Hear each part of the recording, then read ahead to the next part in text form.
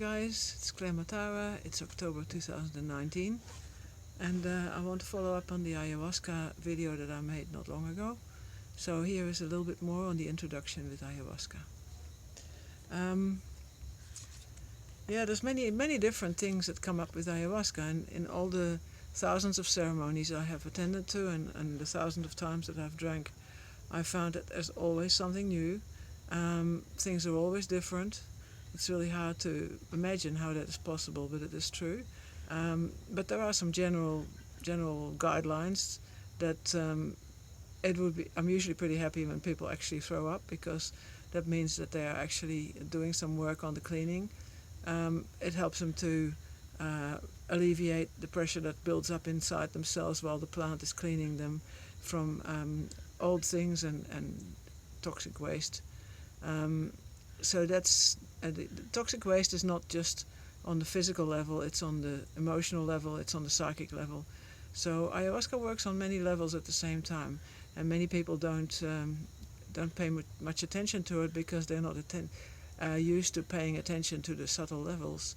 They're basically thinking only on the physical levels. But these things have an effect in our lives and constantly playing through whatever is going on the physical. So I'm not usually very keen on the colors, but I'm making here. These are the colors that you may see in ayahuasca. So I've made a lot of artisania to do with the colors of ayahuasca. I don't know if you can see that one. You can't see it very well. Yeah, that is because I think that it's more important for me to actually have insights where you can clean things or change things in your life, attitudes, understanding, rather than see lots of visions or meet weird spirits and things that people would normally call hallucinations.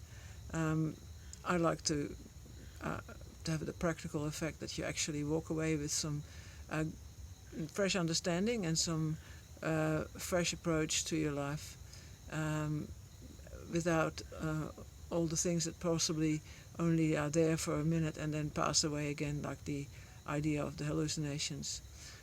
For myself, I'm a bit doubtful whether you can actually call it hallucinations, because they probably have a meaning in other parts, in the more subtle realms. But since I'm not that conversant with it, I think that it's better not to stop with it too much, because you break your head over all these ideas and symbols that you may see, unless you're actually a practicing occultist who works with symbolic life. You will not be able to make much sense out of it. But sometimes things happen that you think, wow, that is what the old legends and myths talk about.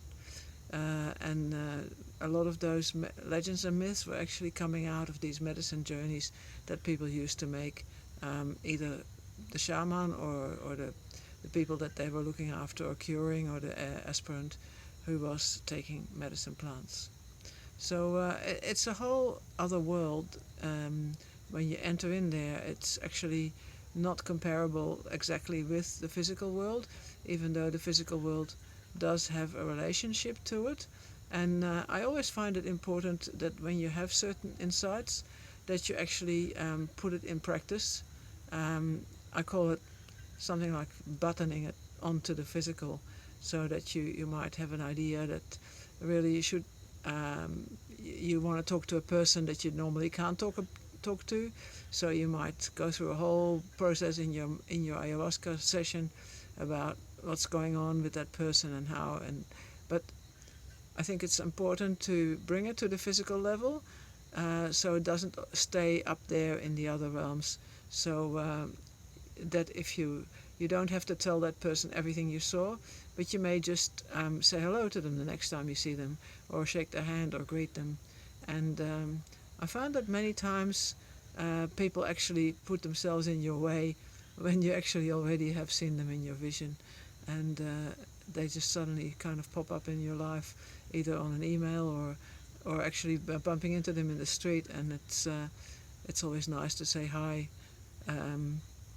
courtesy of ayahuasca.